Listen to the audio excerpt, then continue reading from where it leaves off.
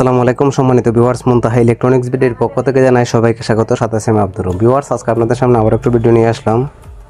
আজকে আপনাদের দেখাবো আসলে একটি মশা মারার বেডে কী সমস্যার কারণে আমাদের মশাগুলো মরে না, এই ভিডিওতে তা দেখানোর চেষ্টা করব। তো ভিউয়ার্স, দেখতে পাচ্ছেন আমার স্ক্রিনে একটি বেড রয়েছে। তো এটা হচ্ছে একটি টানস্টেক কোম্পানির। যদি আপনাদের দেখাতে যাই, দেখতে পাচ্ছেন এটা হচ্ছে টানস্টেক কোম্পানির। তো বিভিন্ন কোম্পানির বাজারে সচরাচর এগুলো পাওয়া যায়। তো এটার মধ্যে ছোট্ট একটি ব্যাটারি এবং সার্কিট এবং এদিকে নেট, এই তিনটাই আমাদের মূলত কাজগুলো করে থাকে। তো ভিউয়ার্স, এটার সমস্যা হচ্ছে আমাদের সার্কিটের লাইন আসে, সব কিছু ওকে আছে, দেখতে পাচ্ছেন, কিন্তু মশা মরে না। এই যে সমস্যাটা হয়ে থাকে তা আপনাদের মাঝে একটু দেখানোর চেষ্টা করব। তো এটা দিয়ে আমি একটু আপনাদের বোঝানোর চেষ্টা করব এবং পরবর্তীতে একটু পুরাতন একটি বেড আমি খুলে রেখেছি, এটা আপনাদের মাঝে একটু দেখানোর চেষ্টা করব। তো ভিউয়ার্স, এটা আমার মোটামুটি ওকে, এটাতে সমস্যা ছিল। তো শুধু সার্কিটে না, অন্যান্য কারণে আসলে সমস্যাটা হয়, আপনাদের একটু দেখানোর চেষ্টা করতেছি। তো ভিউয়ার্স, দেখতে পাচ্ছেন এটা আমি লাইন দিছি, আমার বেড ওকে, কিন্তু সব কিছু এক। এখন আমি দেখাবো আমার পর্যাপ্ত পরিমাণে এখানে ভোল্টেজ আছে কিনা, আমি একটু টেস্টার দিয়ে দেখে নিচ্ছি। দেখছেন আমার পর্যাপ্ত পরিমাণ স্পার্ক করতেছে। আসলে এইটুকু ভোল্টেজ হলে আমাদের মশাটা মরবে। এই পরিমাণ সাউন্ড যদি হয় বুঝবেন, এবং স্পার্ক করলে বুঝবেন আপনাদের ব্যাটটি ভালো। তো ভিউয়ার্স, অনেকদিন ব্যবহারের পর যেটা হয়ে থাকে, আমাদের নেটের যে ভিতরের অংশটা, এখানে আসলে তিনটা জ্বালিয়ে সবাই জানি, দুই সাইডে হচ্ছে মাইনাস এবং ভিতরে যে আমাদের মূল কারেন্টটা। তো এই ভিতরের নেটে কিন্তু আমার উপরের সাইড কিন্তু আমরা পরিষ্কার করতে পারি, ভিতরে এটাতে অনেক ময়লা টয়লা অন্যান্য কিছু যখন যায় তখন আমরা পরিষ্কার করতে পারি না। তো সেক্ষেত্রে এটা ব্লোয়ার মেশিন বা অন্যান্য কিছু দ্বারা যদি পরিষ্কার করা যায়, তো আমাদের আসলে নেটটা পরিষ্কার রাখতে হবে। ধুলা ভালো থাকলে আসলে মশা সঠিকভাবে যাবে না এবং সঠিক কাজ করবে না। আর দ্বিতীয় হচ্ছে আমাদের সার্কিট।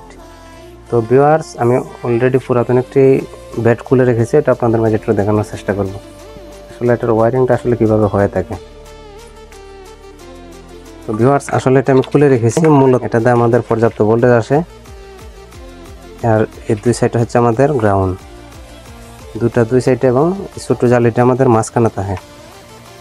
তো দেখতে পাচ্ছেন প্লাস হচ্ছে আমাদের এই যে কারেন্ট যেটা, এটা হচ্ছে আমাদের এই যে ছোটো ছিদ্র এই নেটটি, এবং হলুদ দুইটি তার আমাদের গ্রাউন্ডে দুই সাইডে। তো যখন প্লাস মাইনাস একত্র হয় তখন আমাদের মশাটি কিন্তু মরে। তো ভিউয়ার্স, মূল কথা হচ্ছে এটাতে সর্বোচ্চ ভোল্টেজ 800, 1000, 2000, 3000 ভোল্টেজ পর্যন্ত থাকে। তো কেয়ারফুল, ছোটো বাচ্চাদের কাছ থেকে অবশ্যই এটা দূরে রাখতে হবে, ভুলবশত যাতে এটাতে হাত না দিতে পারে। এবং আমাদের বয়স্ক যারা আছে, আসলে এটাতে হাত লাগলে পর্যাপ্ত পরিমাণ শক খাওয়ার সম্ভাবনা থাকবে। তো এটা হচ্ছে নেটের সাবজেক্ট। আর এটার সার্কিটের যে বিষয়টা আপনাদের দেখাতে যাই, এটা দিয়ে আমাদের চার্জের একটি লাইন। তো এটা আমাদের চার্জের জন্য, আসলে চার্জ দেওয়ার জন্য। আর এই হচ্ছে সার্কিট, একটা সুইচ, এবং এই দুইটি পার্টস আমাদের মেইন। দেখতে পাচ্ছেন এটা সুপার কয়েল বলে থাকে আমরা, এবং স্টেপ আপ ট্রান্সফরমার। এটা দিয়ে আমাদের অতিরিক্ত ভোল্টেজ আসলে আউট হয়। এটা থেকে আমাদের এই ক্যাপাসিটার হয়ে, দেখতে পাচ্ছেন সরাসরি ক্যাপাসিটার হয়ে কিন্তু আমাদের প্লাসটা এই নেটে গেছে। আসলে 220-30 ভোল্টে আসলে মশা মরবে না, অতিরিক্ত ভোল্টেজ এখানে দেওয়া থাকে। তো আমার কাছে ডিজিটাল মিটারটা অবশ্য নষ্ট, যে কারণে আপনাদের ভোল্টেজটা দেখাতে পারছি না। তো মশা না মরার কারণটি হচ্ছে, যখন আমাদের এগুলো একটু নষ্ট হয়ে যায় তখন কিন্তু এদিকে পর্যাপ্ত কারেন্ট পাস হতে পারে না। এটা নষ্ট হলে আমাদের পর্যাপ্ত পরিমাণ কারেন্ট যখন না যাবে তখন আমাদের কিন্তু মশা মরবে না। তো এগুলা ভিউয়ার্স, আসলে মেরামতের তেমন একটা বিষয় কিছু নেই। মানে আপনার আশেপাশে যে ইলেকট্রনিক্স দোকান রয়েছে, এই দুইটা জিনিস, এটা যদি আপনি পেয়ে যান, এই সুপার কোয়েলটি এবং ট্রান্সফরমারটি আপনি না পাওয়ার সম্ভাবনাটাই বেশি। আসলে এটা পর্যাপ্ত পরিমাণ প্রায় মানুষের কাছে থাকে না, যেটা চেঞ্জ করে আপনি আবার নতুন করবেন। তো যেটা আপনাদের আসলে দিক নির্দেশনা দেওয়ার জন্য, যদি এই ধরনের সমস্যা হয়ে থাকে, আপনারা সরাসরি এই বেডটা ঠিক না করাই উত্তম। কারণ হচ্ছে এই দুটো জিনিস লাগানোর পর আপনার কাছ থেকে 2 থেকে 300 টাকা নিতে পারে একটা মিস্ত্রি।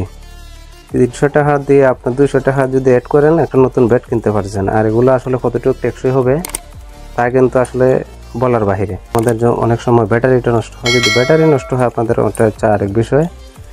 ব্যাটারিটি চেঞ্জ করে নিলে আসলে হয় তেমন কিছু একটা জটিল দেখে নেওয়া। যখন সার্কিটের মধ্যে কোনো কাজ আসে, আসলে এটা ঠিক না করাই উত্তম।